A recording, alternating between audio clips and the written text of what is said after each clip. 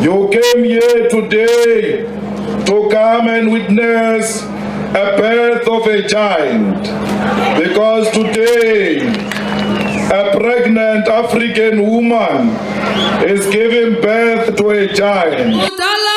A new kid was born in 2013, promising to rattle the country's political landscape, and in so doing base its fundamental policy principles on 7 pillars, including the nationalization of mines, free quality education, healthcare, houses and sanitation, as well as land expropriation without compensation, to name a few.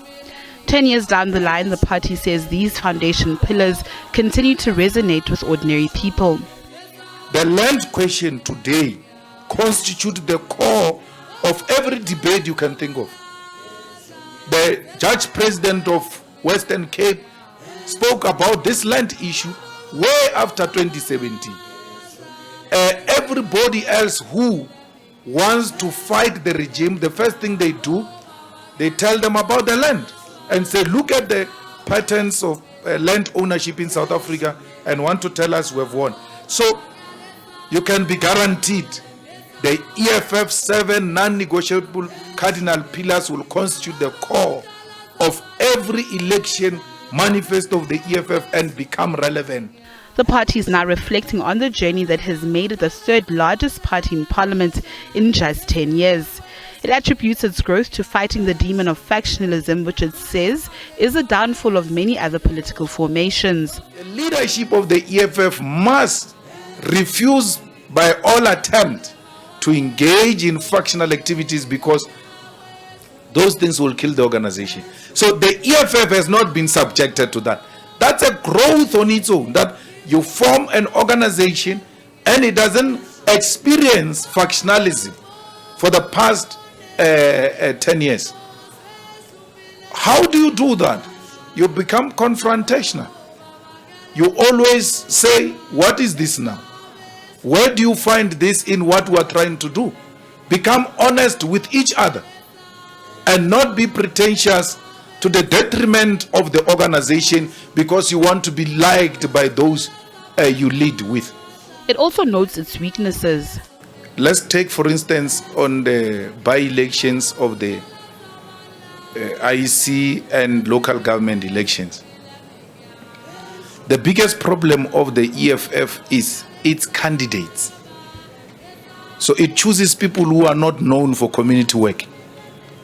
They start loving communities and their people the day they get chosen to be candidates for that ward.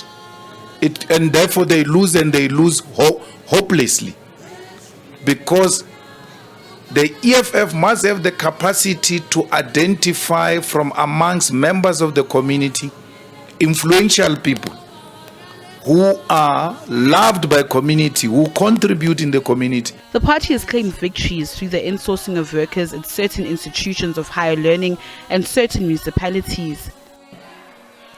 Comrades, we are the only party that fought for the insourcing of the workers in Quebec, in Johannesburg, in Tshwane, in many institutions of higher learning. We are going to continue to fight for the insourcing of the workers everywhere where we find temporary workers working for the government, because we don't want you to work without benefits, without pensions, without medical aid. We want every worker to be permanent with benefits. Meanwhile, ordinary citizens have expressed their views on the party.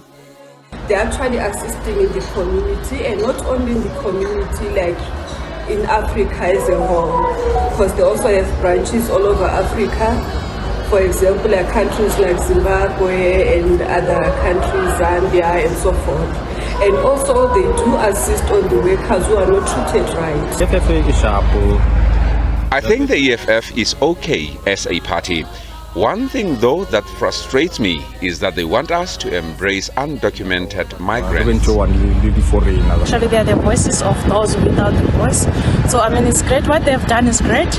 Yes, you can't be 100% right all the time, or you cannot be perfect. No one is perfect after all. They are not perfect, but we embrace their imperfections just as they do with their own. I feel the EFF do good work in the sense of helping the ANC to change some of their attitudes, but on the other hand, they're not open to work with other parties, and I feel they should take hands to be of advantage for the country, and they must change their attitude against racism. Looking to the future, the party aims to gain more support at next year's elections with the intention of dislodging the governing party. Meanwhile, the EFF has banned close to 500 of its public representatives from attending its 10-year anniversary on Saturday. Amongst them are members of Parliament Vusi Khoza and Piwibe Madokwe, who have failed to organize transport for their constituencies for the party's celebration. Natasha Pire, SABC News, Johannesburg.